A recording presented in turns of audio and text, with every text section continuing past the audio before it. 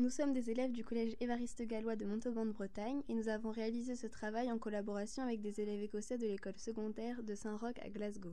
Ce diaporama est dédié aux soldats français et écossais qui ont été accusés d'avoir déserté leur poste ou de s'être mutilés il y a 100 ans et donc ont été fusillés pour l'exemple. Nous avons choisi ce sujet des fusillés pour l'exemple car cela nous avait particulièrement marqué dans la série Downton Abbey. 34 Écossais sont exécutés entre 1914 et 1918. Les soldats accusés de lâcheté n'avaient pas souvent de procès équitable, ils n'étaient pas correctement défendus et beaucoup d'entre eux étaient mineurs. Les exécutants n'aimaient pas tirer sur leurs camarades. Pendant la guerre, la façon dont les choses se sont déroulées était vraiment horrible, comme l'accusé qui avait les mains attachées derrière lui et accroché à un poteau, comme de la viande morte serait accrochée à un crochet dans une boucherie. Le condamné avait un bandeau placé sur les yeux. Le peloton d'exécution comprenait 9 à 12 hommes d'un même régiment, avec un soldat ayant une douille vide de sorte que personne ne sache qui avait porté le coup fatal. David Gibson est né en 1893 en Écosse. Il était le fils de John et Jane Gibson qui vivaient à Bridgeton. Il était marié à Agnès Gibson. Il s'est enrôlé dans l'armée et a servi sur le front ouest. En 1918, il est parti en permission mais il n'en est pas revenu. Donc la police l'a arrêté et renvoyé sur le front en France. Quand le 12e bataillon qui était le sien allait rentrer en action, il n'était pas présent. 2 jours plus tard, il était arrêté et fusillé pour l'exemple. Il est mort le 24 septembre 1918. Aujourd'hui, son pays l'a pardonné. Joseph Byers a été le premier et le plus jeune soldat écossais à avoir été exécuté pour désertion pendant la Première Guerre mondiale. Il faisait partie des fusiliers royaux écossais et avait alors 19 ans lorsqu'il s'est fait fusiller à Locre, une commune de Belgique proche de la frontière française. Joseph avait été envoyé pour collecter du charbon afin de faire les feux, mais il n'est pas revenu. Après être parti, il s'est en effet blessé volontairement et s'est alors rendu dans un hôpital pour soigner sa soi-disant infection de la gorge et surtout pour ne plus retourner au combat. Une semaine plus tard, il a été arrêté par un policier français puis remis aux autorités britanniques. Son procès à sa cour martiale a été rapide. Considéré comme déserteur, il est condamné à mort en moins de 10 minutes. C'est ainsi, le 6 février 1915, il y a 100 ans, à l'aube, qu'il s'est fait descendre par un peloton de 10 soldats anglais, les yeux bandés. Sa mort honteuse, voire inacceptable, l'a fait entrer dans l'histoire de la Grande Guerre. Le sort qui lui a été réservé a été une bien dure punition. Il était aussi patriote et brave que tous les autres qui ont péri dans ce conflit. Ce n'était pas un lâche, mais bien une victime de la guerre. James Adamson, procès verbal. James Adamson a été accusé pour cause de lâcheté. Il a refusé de descendre dans les tranchées ennemies le 24 juillet 1917 par peur pour sa vie. Lorsqu'on lui a donné l'ordre de descendre dans les tranchées ennemies, il a refusé. James Adamson a été averti de nombreuses fois par le capitaine Jenkins d'exécuter les ordres et il a refusé à chaque fois car il se plaignait d'avoir un genou endolori. Lors de son procès, l'accusé n'a fait appel à aucun témoin. En revanche, tous ceux qui disent l'avoir vu refuser d'obéir aux ordres ont fait des déclarations qui rendent plus difficile à croire sa version des faits. Tous les témoins ont dû jurer qu'ils avaient vu l'accusé qui marchait bien. Un témoin dit: Le capitaine Jenkins a prévenu l'accusé de la gravité de son crime et de la punition dont il allait souffrir. Et l'accusé a continué de dire qu'il assumerait sa punition. Ceci a mené James Adamson à être fusillé le 23 novembre 1917 pour lâcheté. James Archibald était un soldat écossais pendant la Première Guerre mondiale. Il faisait partie du 17e régiment royal écossais. Le 23 mai 1916, il a été jugé parce qu'il a déserté son poste et ainsi n'a pas servi Sa Majesté. À son procès étaient présents 3 témoins. Le témoignage déterminant fut celui du 3e. Un soldat, lui également, nommé William Johnson, raconta ce qui s'était passé le 15 mai à 15h. Son camarade et lui marchaient en effet sur une route au-delà des champs de bataille. Ils croisèrent une vieille femme française qui leur demanda de jeter un coup d'œil dans sa grange. En allant dans le foin, ils trouvèrent James endormi. Ils le réveillèrent et lui demandèrent ce qu'il faisait là. Ce dernier répondit alors qu'il était à cet endroit depuis la nuit dernière et dit qu'il faisait partie de la 17e division du régiment royal écossais.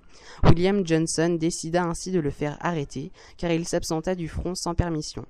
Quand il fut jugé, James Archibald prit sa propre défense en disant qu'il ressentit des nausées ce soir-là et qu'il pensa qu'il était mieux de se reposer dans cette grange pour aller mieux le lendemain matin. Il ne se souvint de rien jusqu'à ce qu'on le réveille. C'est ainsi que James Archibald fut condamné à être fusillé par un peloton d'exécution à 4h35 du matin le 4 juin 1916 à Loane. Sa mort fut instantanée. Les fusillés pour l'exemple en Bretagne. Le 1er août 1914, la France décide de mettre en place la mobilisation générale. Ça a été un vrai coup dur pour la Bretagne car c'était la saison des moissons. 350 000 soldats sont mobilisés. Parmi les 350 000 soldats bretons mobilisés, 130 000 Bretons sont morts, 660 soldats sont fusillés pour l'exemple par la justice militaire, dont 13 soldats d'Ille-et-Vilaine et 51 de Bretagne. Dans la plupart des cas, ces soldats sont fusillés pour des refus d'obéissance, insubordination, abandon de poste ou mutilation volontaire. Ils sont souvent jugés très sommairement et condamnés à mort sur la base de témoignages très brefs. Mais il faut dire que les conditions de vie dans les tranchées étaient horribles. Les soldats vivaient dans la boue et le froid. Ils étaient effrayés car ils risquaient de mourir à tout moment. Certains soldats se faisaient même exprès de se blesser pour pouvoir aller dans les hôpitaux. Et 100 ans après, les soldats n'ont toujours pas été pardonnés.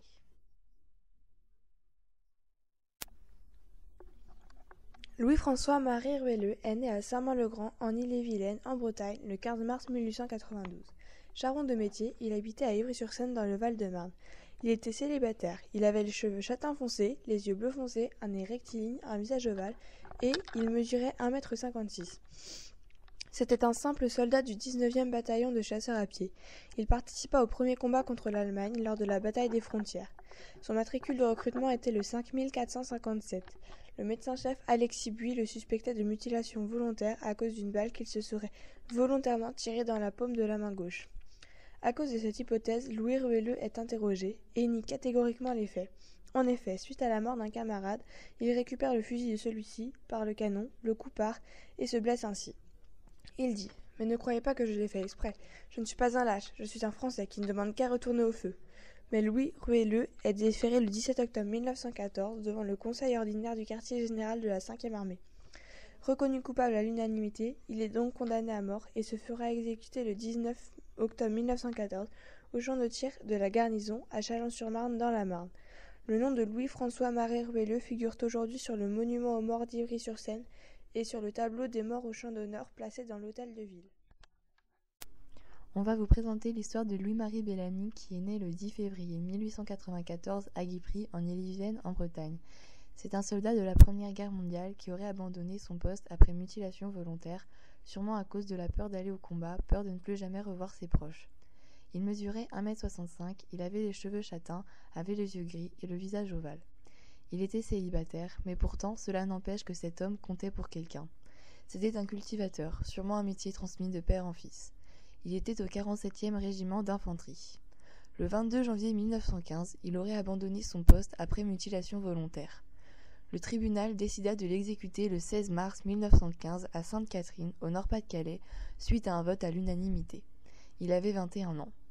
Durant tout son procès, Louis-Marie Bellamy a expliqué qu'il se serait involontairement tiré une balle avec le canon de son propre fusil dans la main en se relevant. Il dit « Je maintiens que c'est en me relevant et à bout portant que je me suis blessé. » Mais le médecin expliquait qu'il était impossible que cette version soit réelle au vu de la blessure. La Première Guerre mondiale fut d'une extrême violence et des hommes d'une vingtaine d'années, comme Louis-Marie Bellamy, étaient choqués de cette violence. La réhabilitation des soldats français.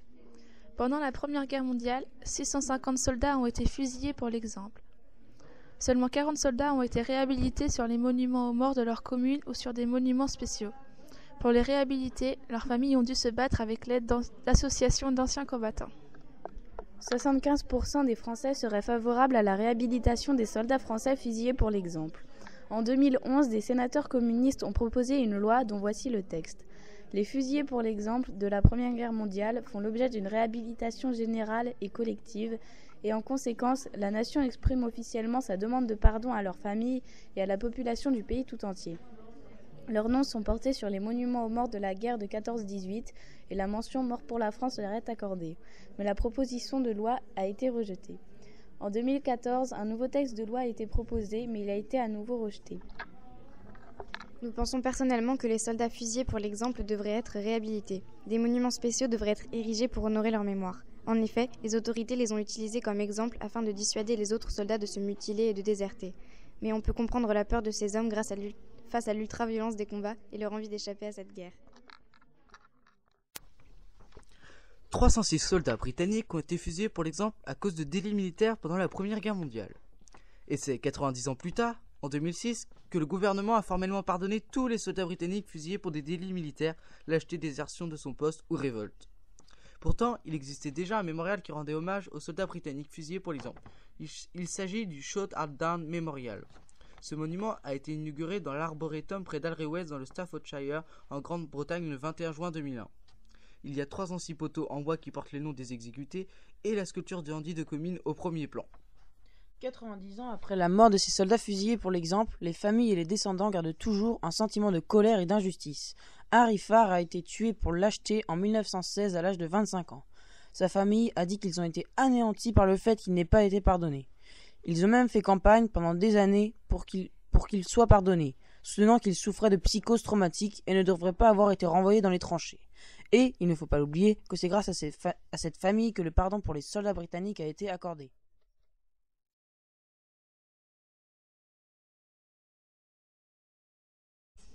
Voici quelques-unes des photographies réalisées par Chloé Matthews, photographe écossaise qui s'est rendue aux endroits mêmes où ont été exécutés les fusillés pour l'exemple britannique.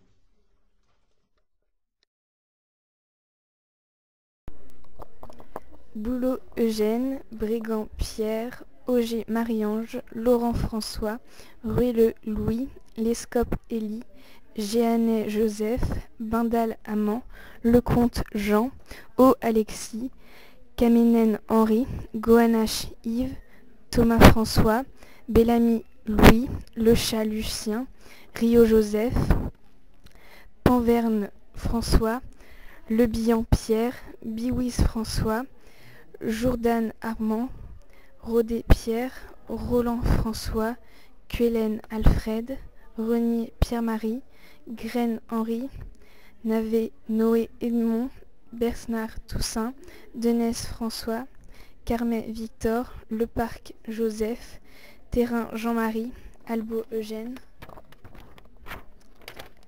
Bernard Guillaume, Enaf François, Guégan Eugène, Lagré Pierre, Guégan Pierre, Chevestrier Louis, Lao Justin, Le Griec Pierre, Tomaso Jean, Puel Henri, Le Graff Jean, Autray Pierre, Ansery Pierre, Uliac François, Perrenin Louis, Audren Julien, Cario Jean-Marie, Kéroden Pierre, Morvan Joseph. James Anderson, James Archibald, Peter Black, Peter Carney, Hector Delande, Arthur Dale, Edward Delorgy, John Dutchery, Thomas Dutchery, John Duncan, Lawrence Elford, Andrew Evans, Joseph Ferguson, Hugh Flynn, Jay Fox, Evans Fraser, David Gibson, James Higgins, Jay Lewis, Ernest McNess, John McCaid, James Michael, Charles Milligan, William Murphy, Alan Murphy, Francis Murray, Alexander Reid, Isaac Reid, James Reid, Malcolm Richmond, Robert Simmers, Stanley Stewart, Norman Taysom, Thomas Ward.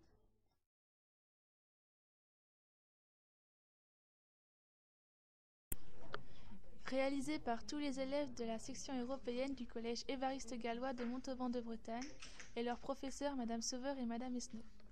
Un grand merci à Monsieur Receveur et Madame Lebras, professeurs d'anglais, aux élèves du collège Saint-Roch à Glasgow et à leur professeur Monsieur McShane, et à Chloé Matthews, photographe.